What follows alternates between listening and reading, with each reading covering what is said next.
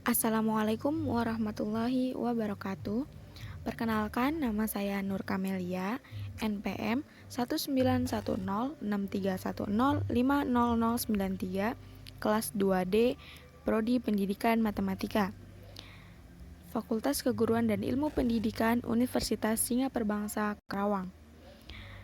Di sini saya akan sedikit menjelaskan tentang sejarah matematika Pitagoras bagian pembuktian teorema Pitagoras. Sebelum kita masuk ke pembuktian, alangkah lebih baiknya kita mengetahui terlebih dahulu apa sih teorema Pitagoras ini. Nah, teorema Pitagoras adalah suatu keterkaitan dalam geometri Euclid antara tiga sisi sebuah segitiga siku-siku. Nah, lalu kenapa sih teorema ini dinamakan Pitagoras? Karena orang yang pertama kali membuktikan kebenaran universal dari teorema ini melalui pembuktian matematis adalah filsuf dan matematikawan Yunani abad ke-6 sebelum Masehi, yaitu Pitagoras. Nah, teorema Pitagoras ini menyatakan bahwa jumlah luas bujur sangkar pada kaki sebuah segitiga siku-siku sama dengan luas bujur sangkar di hipotenus. Nih, jika sebuah segitiga siku-siku mempunyai kaki dengan panjang A dan B adalah hipotenus dengan panjang C, maka A kuadrat ditambah B kuadrat sama dengan C kuadrat. Nah, selanjutnya kita masuk ke pembuktian teorema Pitagoras. Yang pertama itu ada bukti dari sekolah Pitagoras. Dari sekolah Pitagoras ini, kita mempunyai sebuah bujur sangkar yang di dalamnya ada 4 buah segitiga siku-siku. Ada 4 buah segitiga siku-siku yang sama besar.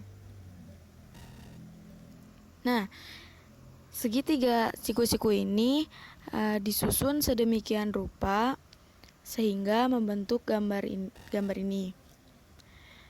Dari gambar pertama, kita tahu bahwa luas daerah yang diarsir ini atau luas daerah hitam ini itu adalah A kuadrat ditambah B kuadrat. Lalu untuk gambar yang kedua ini dengan gambar yang sama, namun posisi segitiga siku-sikunya ini diubah. Namun nilainya tetap sama. Di sini kita tahu perbedaan dari gambar 1 dan gambar 2, yaitu kalau gambar 1 luas hitamnya itu A kuadrat ditambah B kuadrat, sedangkan di gambar kedua itu adalah C kuadrat. Jadi kita tahu bahwa A kuadrat ditambah B kuadrat sama dengan C kuadrat. Selanjutnya yang kedua adalah bukti dari Bhaskara. Bukti ini pertama kali terdapat pada karya Bhaskara. Beliau adalah matematikawan India sekitar abad ke-10. Pada bangun ABCD di bawah ini berupa bujur sangkar dengan panjang sisi C, di dalamnya dibuat 4 buah segitiga siku-siku dengan sisi A dan B. Nah, di sini ada bujur sangkar, ada sebuah bujur sangkar yang besar yang di dalamnya terdapat 4 buah segitiga siku-siku dengan panjang sisi A dan B. Lalu bujur sangkar kecil ini kita namakan PQRS. Nah, dari gambar tersebut kita tahu bahwa luas PQRS ditambah 4 dikali luas ABQ sama dengan luas ABCD. Luas PQRS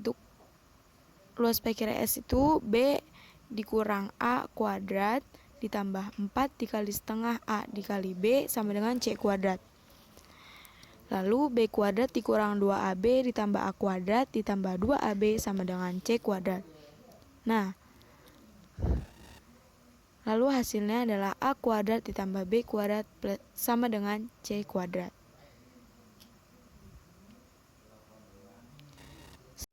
Nah, bukti yang selanjutnya yaitu bukti dari Euclid.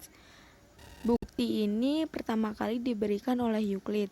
Perhatikan gambar di bawah ini. Nah, dari gambar ini kita tahu segitiga ABC adalah segitiga siku-siku dengan sudut ACB itu 90 derajat. Persegi yang terbentuk pada masing-masing sisi segitiga yaitu ABQP, ACTU, CBRS, dan lain sebagainya. Dari gambar ini kita tahu bahwa persegi DBQE sama dengan NLBD. Kedua bangun ini kongruen.